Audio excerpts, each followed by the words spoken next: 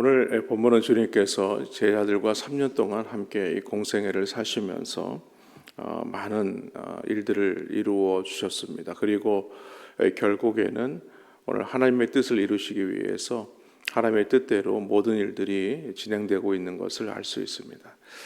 결국에는 가룟 유다가 예수님을 배반하게 되죠. 그래서 로마 군대와 또 성전 경비대 대제사장들과 바리새인들이 예수님을 함께 잡으러 오게 됩니다.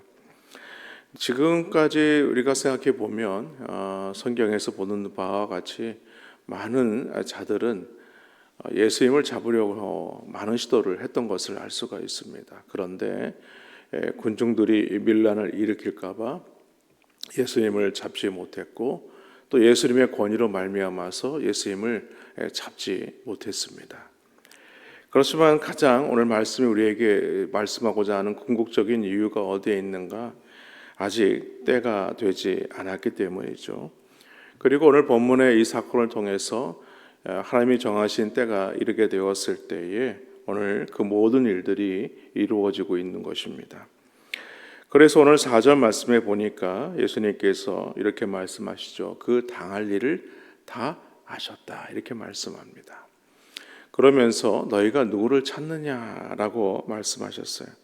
그러니까 예수님은 오늘 이러한 일들이 일어날 것에 대해서 다 알고 계셨다라고 지금 말하고 있는 것입니다.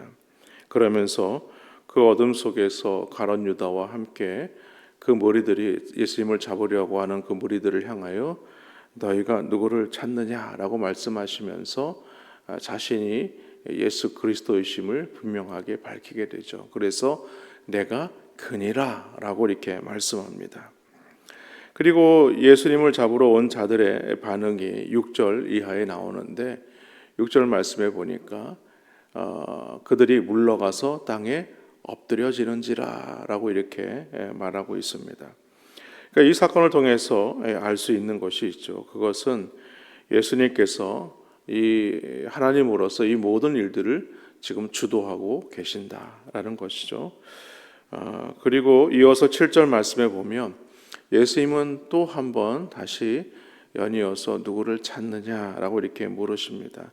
그 얘기를 했을 때에 무리들은 나사렛 예수를 찾는다라고 말하죠.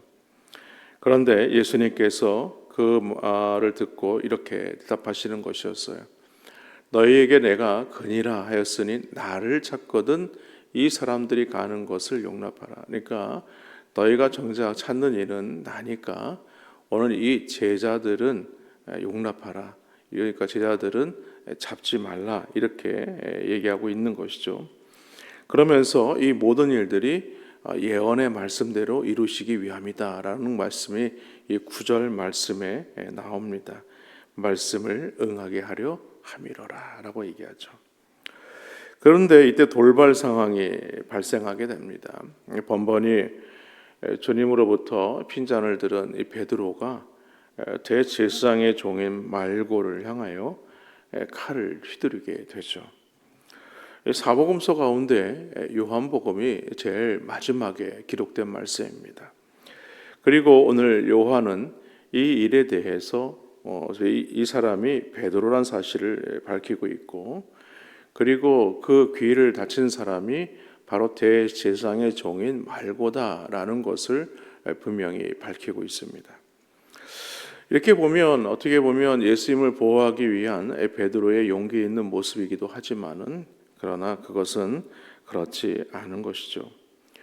왜냐하면 로마 군대 앞에서 지금 이 칼을 휘둘렀다는 것은 자칫 잘못하면 베드로와 함께 제자들도 지금 붙잡혀 가서 그 죄를 물을 수밖에 없기 때문이죠. 그런데 우리가 성경에 보면 오늘 로마 군대라고 했습니다. 그러니까 군대라는 것은 대략 한 몇 명 정도 되는 군인이냐면 우리가 보통 백부장 그러면 한 100명의 군대를 이끄는 사람을 말하죠. 그런데 여기서 군대는 천부장이 이끄는 군대를 말합니다. 그러니까 대략 한 600명에서 1000명 정도 되는 이 군인들과 그러니까 성전 경비대원들이 같이 왔다는 것이죠. 그러니까 수많은 아마 군대가 한 1000여 명의 군대가 예수님 한 분을 잡기 위해서 지금 와 있는 상태이기 때문에 자칫 잘못하면 그 자리에서 큰 변고를 당할 수밖에 없는 그런 상황이라는 것입니다. 그래서 예수님은요, 이 베드로를 칭찬하지 않으셨어요. 마태복음 26장 53절에 보면 이렇게 말씀합니다. 너는 내가 내 아버지께 구하여 지금 12군단 더 되는 천사를 보내시게 할 수 없는 줄로 아느냐? 그러니까 그렇게까지 나는 할 수 있지만 그렇게 안 한다는 거예요. 그러니까 예수님은 12군단이나 되는 전사들을 부를 수 있지만 그렇게 하시지 않는다. 이게 여기서 12군단은요, 대략 한 6천 명 정도 되는 인원을 말하는 것입니다. 예수님께서 그렇게 하지 않으신 이유는 무엇이냐? 주님의 나라는요, 이렇게 세상에 속한 나라가 아니기 때문이죠. 칼이 아니라 예수님의 나라는 십자가를 통해서만 이루어져야 하는 나라이기 때문입니다. 그래서 예수님은 베드로에게 11절에서 이렇게 말씀하십니다. 칼을 칼집에 꽂으라. 아버지께서 주신 잔을 내가 마시지 아니하겠느냐 하시니라 라고 이렇게 말씀하시죠. 그러니까 하나님의 나라, 주님의 나라는 어떤 나라인가? 주님이 주시는 잔을 들어야 하는 나라다라고 지금 말씀합니다. 이 말씀은 예수님께서 이 대속의 죽음을 죽으시기 위해서 십자가를 지시려고 하시는 것을 말하는 것이죠. 그러니까 이를 통해서 우리가 분명히 알 수 있는 것이 있습니다. 그것은 바로 이 로마 군대와 유대인에 의해서 예수님이 억울하게 피해를 당한 분이 아니라는 거예요. 또한 유대 종교 지도자들이 로마의 군대의 힘을 빌려서 예수님을 죽인 사건도 아니라는 것입니다. 오히려 이 사건은 뭐냐? 성부 하나님께서 이 진노의 잔을 성자 하나님이신 예수 그리스도께서 죄인들을 위해서 십자가의 잔을 받으신 사건이다 라는 것을 오늘 성경은 우리에게 밝히고 있는 것입니다. 그러니까 이 일은 처음부터 하나님의 계획과 섭리 안에 있었던 것이다 라는 것을 말하는 것이죠.